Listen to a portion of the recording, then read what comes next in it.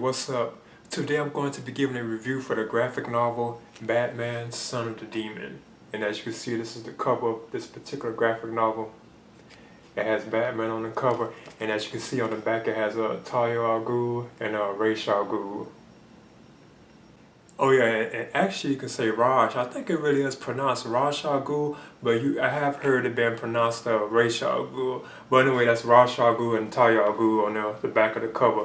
Now this particular story details the events of Batman and Talia al Ghul, where you can say Bruce Wayne and Talia al Ghul, their baby, which is actually like Damian Wayne. But when this story was created, first published back in 1987. They actually considered this story like non-canon, like DC eventually considered it like non-canon.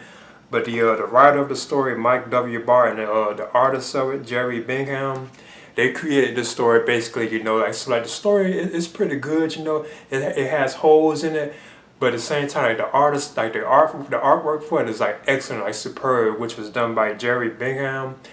I think that's how you pronounce his last name. I'm sorry if it's not though, But yeah, like the artwork done by him was like superb in the story, But yeah, again, this is actually detailing like the events of like Talia al Ghul being pregnant with a baby, Plus you had like a conflict between like Ra's al Ghul and like a former like enemy of his. Well, not really like an enemy. I think he was like a friend at first, But they became enemies, Plus at the same time, you have Bruce Wayne, where Batman himself, he's traveling to where Ra's al Ghul is located with Talia al Ghul to in search of like the people that killed this person known as Dr. Blaine. So you have like a bunch of like different like plots going on throughout the story. You have Bruce Wayne, where Batman himself traveling to find out who killed this person known as Dr. Blaine.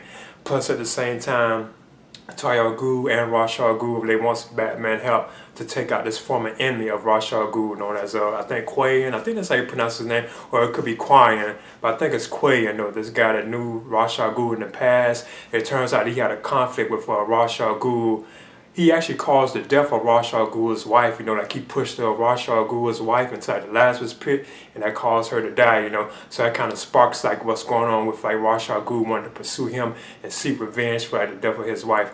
But at the same time, he's seeking Batman's help to pursue this guy, And at the same time, Quayan, he has like sabotaged like a satellite, which has been sent into space, and it can control the weather. So at one point he causes like a hurricane storm, to like, I think to like enter Russia, and he wants it to attack Moscow, and directly attack Moscow. It's kind of confusing, but this satellite can control the weather. So Quayan, he directs like the satellite to actually cause like hurricanes and like storms, and so on, So it's kind of like cheese, but it's okay though, Now this story was created and published in 1987. Now it opens with like Batman like taking out these like terrorists at like I think the Gotham plant.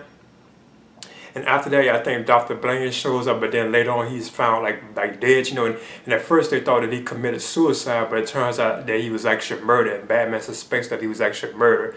But on the way to after Batman, like after he stops the terrorists at his plant, he gets like wounded, and even Gordon himself, like Commissioner Gordon, he says, you have to get that wound like treated, So as once he like once he's heading back to like Wayne Manor, or actually you could say the Batcave, Talia al Ghul shows up, and she helps him, she helps him to like the Batcave. Now I think she actually knocked him out and took him to the Batcave, but they don't really stress it. But it looks like she shot something at him or something like that, because he ended up getting knocked out, or he could have just fainted.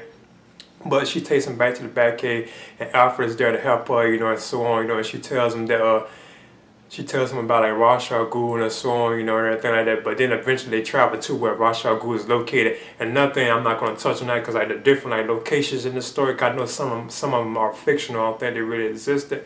It's kind of like complicated, like the different locations, that they go to and stuff, So I'm not going to touch on all that because it was kind of like complicated. Nothing against like the writers or anything like that, but I just thought it was kind of like complicated, So I'm not going to really touch on that because it's kind of like far-fetched, And I think those locations that they did go to, a lot of them I think are like fictionalized. They didn't really exist, and some of them you can't even pronounce their names. Well, I had trouble pronouncing their names, But anyway, he travels to where Ra's al Ghul is located, and Ra's al Ghul somehow convinces him to actually join hands with Talia. So at one point they actually get kind of like married to a certain extent, because Batman even gives her like this necklace, I think.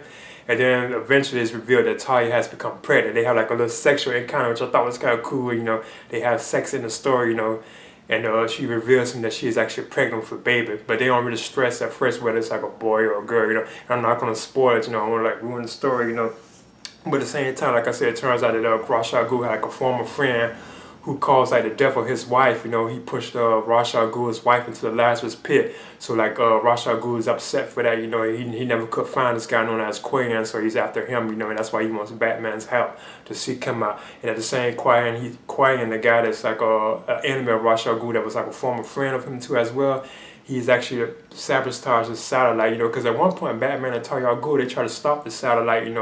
From being sabotaged, but somebody still managed to get away, and they like fell, so it did get up into space, and like I said, it can control like the weather and stuff like that. So he calls like Quay, he orders the people up there that's controlling the satellite, his own men, he orders them to like sabotage it. Well, not sabotage it, but to cause like hurricanes and storms and stuff like that. Because at one point he actually directed that Moscow, like I mentioned before.